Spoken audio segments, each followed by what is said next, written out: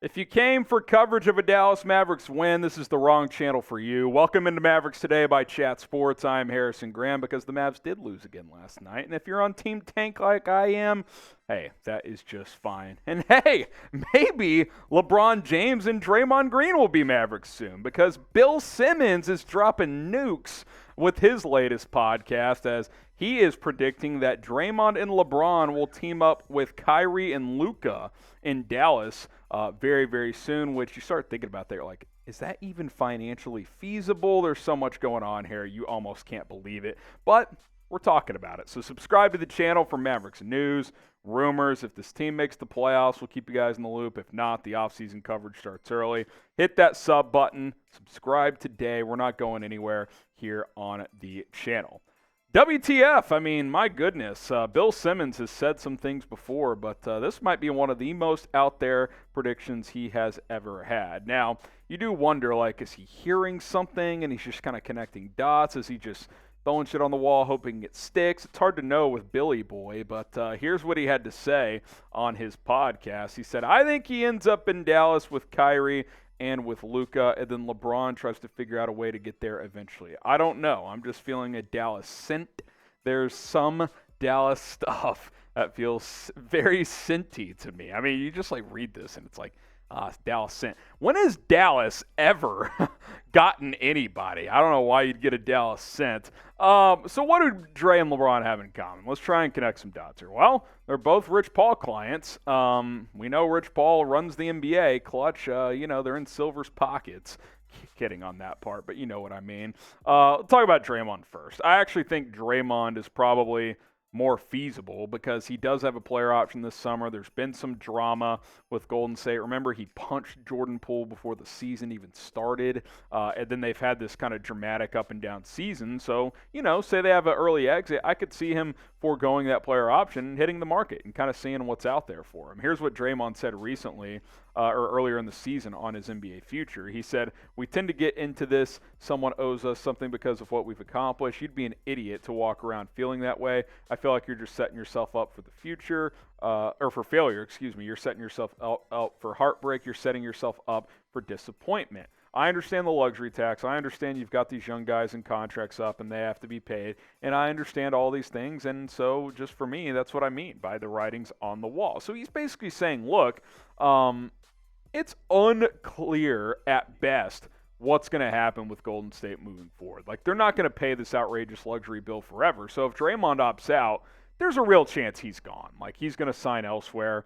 Could the Mavs make sense? I don't know. I mean, they could try to make a move there. Maybe you re-sign Kyrie, you go get Draymond. Now, obviously, you wouldn't have cap space to then go trade for LeBron. You'd really have to move a bunch of stuff around for that to happen. So that feels less likely. But maybe the year after that, when Bronny is draft eligible, LeBron James' son, who's actually turned into a pretty damn good prospect, maybe that factors in somehow. It's hard to know for sure. Now, obviously, Draymond, who I'm not a big fan of his, but you can't deny the resume. He's won 4 championships. He's been a 4-time All-Star, Defensive Player of the Year in 2017, annual excellent defensive player. He's won a couple of gold medals. I mean, he's the ultimate glue guy. There's no doubt. He's the ultimate. If he's on your team, you love him. If you're playing against him, you can't stand him, which is kind of where I'm at, right? Like, I hate going up against the guy because he's such a pest defensively, and he's just annoying. But if he's on your team, it's great to have because he just pisses people off, and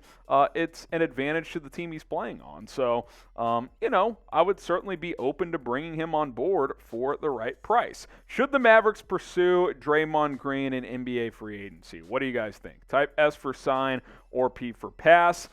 Should the Mavs pursue Draymond in free agency? This will be the pinned comment on today's video. S for sign or P for pass. Now, you're not going to find many players with better pedigree in free agency than Draymond Green, and that's coming from a guy who's not a fan of his at all. That's just the reality of the situation. And look, you may not have to max him out to get him. I mean, he's older. He's not the offensive player he once was. He kind of is going to give you 7 or 8 points and 6 assists and rebounds each. That's what he does, and be a good defender. His impact is as a winner, as a leader, as a just bringing in a hard-nosed cultural type of piece to your locker room because he's been through the battles. He's been through the wars. He knows what it takes to win. There's no doubt about it. Now, I would not bring him in if he's your second-best player.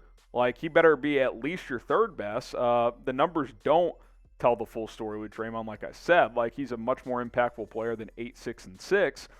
But he can't be your second player because he's not going to be a 20-point scorer. He's just not going to. So, it's hard to know what he would bring to another team. I think that is kind of the one hesitant part here is, like, if you're going to sign him, even if it's not a max, let's just say it's $25 million per year on a 3 or 4 year deal, like, will he have the same impact for a different franchise? Or, there's a lot of people, me included at times, that just feel like, could he have gone to a better situation? He's played next to two of the best offensive players of this generation, and in Steph's case of all time, and he was just asked to be a defender and facilitator. Like, is that enough for Dallas? Like, is that enough to have a big enough impact? I would say probably yes, because you need an excellent defender next to Luka Doncic, and especially Kyrie Irving if he returns as well. So it's an interesting pill to kind of swallow here. Now, Draymond has spoken at length about his affinity for Luka on his podcast and other interviews.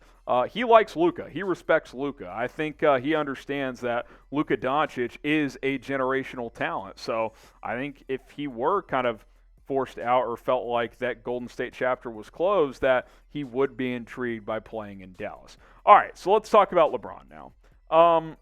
We know how he and Luka feel about each other. That's not a new secret. He talks about Luka every chance he gets. Now, the tricky thing here is he signed that 2-year extension before the season, which you're kind of wondering, like, why did he do that? It just doesn't make any sense. Brian Windhorst earlier in the year had this to say about LeBron's future, saying, one other team I'll bring up is Dallas. He does have an affinity for Luka. That's not exactly a hot take. When Luka signed with Nike, he wanted Luka to be a LeBron shoe guy. Kind of like Jordan has all these guys, he does have his long ties to the Cowboys, which, well, since then LeBron said he's no longer a Cowboys fan, but that's neither here nor there. Obviously, you'd have to trade for him, which makes things difficult because you don't have a lot of trade assets these days because you had to trade for Kyrie. You don't have a lot of draft picks that you can move. So it's one of those deals where it's like, okay, how do you get LeBron to Dallas? That becomes a lot more challenging than it would have been a year or two ago based on what you had. So it's fun to think about. A Luka, Kyrie, LeBron, Draymond lineup with Kleba or whoever the hell else at center is interesting. But is it even possible? It doesn't really feel possible. I think Draymond could happen just because I could see a breakup with him in Golden State. If they have to choose between him and Klay, I do think right now they would choose Klay, but you just never know.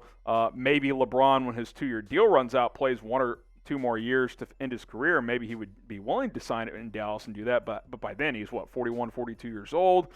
It's one of those deals where it's like, I don't know if that really makes sense either. Now, do you want LeBron and Draymond in Dallas? If you do, like the video. If you don't, comment why down below. Why would you not want the pairing of Luka and Draymond, or Draymond and LeBron to pair with Luka? Get your thoughts down below. All right, guys, crazy show today. Listen, the offseason, thank you, Billy Simmons, for starting offseason content early here. We'll see what the Mavs have left. 5 games, Coop, left? Probably got to win at minimum 3, probably 4 to get in because you don't have to you don't have the tiebreak over Oklahoma City. Coop and I are in the camp of, hey, let's just lose out, get this top 10 pick, but maybe feel differently. Either way, spam MFL in the comments. We're all Mavs fans for life regardless. We'll see you next time here on the channel.